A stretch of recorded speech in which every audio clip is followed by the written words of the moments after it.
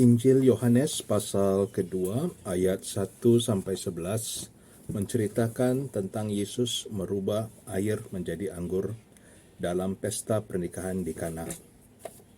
Ada banyak tafsiran atau pemahaman terhadap teks ini. Ada yang mengatakan inilah pengaruh Maria, ibu Yesus, sehingga Maria dihormati atau mendapat tempat istimewa di dalam gereja. Ada yang mengatakan ini bukti mujizat. Yesus bisa melakukan apa saja dalam hidup Anda dan akan merubah hidup Anda menjadi hidup yang bahagia, berlimpah, karena mujizat selalu terjadi di dalam hidup Anda. Ada yang mengatakan ini Yesus merubah air, yang dalam tafsiran itu juga bisa air dalam tempayan adalah digunakan untuk tempat cuci kaki menjadi anggur terbaik. Dan air yang mungkin aslinya tidak begitu bermakna selain untuk membersihkan kaki para pengunjung, yang merupakan satu kewajiban para budak terhadap tuan maupun para tamu tuannya, tiba-tiba menjadi air yang masuk ke mulut, menjadi air yang terhormat. Begitulah Tuhan merubah kehidupan orang percaya, dari yang tidak ada apa-apanya, dari yang hanya untuk dipijak-pijak, dibuang, menjadi sesuatu yang begitu berharga, yang terbaik, anggur terbaik.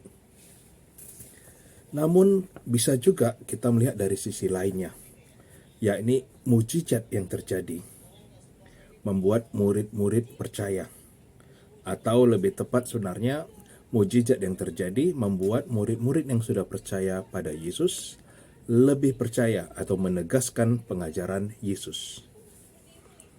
Itu dapat kita baca dalam Yohanes 2 ayat 11. Dan memang kalau menurut Injil Yohanes 10 ayat 37-38, memang salah satu tugas Yesus adalah membuat orang percaya kepada Dia dan kepada Bapanya. Bahwa Yesus ada di dalam Bapa dan Bapa ada di dalam Yesus. Itulah sebabnya Yesus melakukan perbuatan-perbuatan, pekerjaan-pekerjaan, termasuk diantaranya mujizat. Dengan pemahaman seperti ini, wajar orang memandang Yesus sebagai sesuatu yang istimewa. Orang memandang mujizat yang dilakukan Yesus juga sebagai sangat perlu, sebagai bukti bahwa Yesus hadir, Roh Kudus berkuasa, dan itu akan menjadi kesaksian. Namun Injil Yohanes melihat mujizat tidak hanya dari sisi positifnya. Misalnya dalam Yohanes 6, setelah Yesus memberi makan 5.000 orang, dikatakan bahwa orang-orang hendak menjadikan Yesus sebagai raja, karena mereka telah dikenyangkan. Tapi orang-orang ini memandang Yesus sebagai nabi, hanya nabi, belum Mesias, apalagi Tuhan. Jadi mujizat yang dilakukan Yesus tidak disangkal. Tetapi kemudian orang bukan percaya bahwa Yesus adalah Mesias, orang justru mungkin menjadi malas atau serakah, berharap mujizat dapat mengenyangkan mereka, berharap dengan mengangkat Yesus sebagai raja, mereka akan aman, sejahtera. Mereka tidak memikirkan melampaui dari kebutuhan perutnya. Lebih dari itu, mujizat-mujizat yang dilakukan Yesus juga bahkan mendatangkan permusuhan, terutama dengan pakar-pakar agama, ahli-ahli Taurat, orang-orang Farisi, imam-imam kepala. Kita bisa melihat contohnya dalam Yohanes 5, yaitu ketika orang disembuhkan, orang-orang justru berkata ini hari Sabat. Jadi mereka tidak senang ketika si lumpuh disembuhkan. Kemudian dalam Yohanes 9, Yesus menyembuhkan orang buta di kolam Siloam. Terjadi juga perselisihan, bukan percaya. Yang disembuhkan beriman, tetapi yang menyaksikan justru merasa terancam dan memandang Yesus sebagai musuh. Hal itu sudah diungkapkan juga dalam Yohanes 7. Kita baca Yohanes 7, sesudah itu Yesus berjalan keliling Galilea, sebab ia tidak mau tetap tinggal di Yudea, karena di sana orang-orang Yahudi berusaha untuk membunuhnya. Mujizat-mujizat yang dilakukan Yesus justru membuat musuh Yesus bertambah banyak. Itulah kesaksian ayat 1 di pasal 7. Dan di dalam Yohanes 11 ayat 46 sampai 50, tetapi ada yang pergi kepada orang-orang Farisi dan menceritakan kepada mereka apa yang telah dibuat Yesus itu. Lalu imam-imam kepala dan orang-orang Farisi memanggil mahkamah agama untuk berkumpul. Dan mereka berkata, apakah yang harus kita buat? Sebab orang itu membuat banyak mujizat. Apabila kita biarkan dia, maka semua orang akan percaya kepadanya.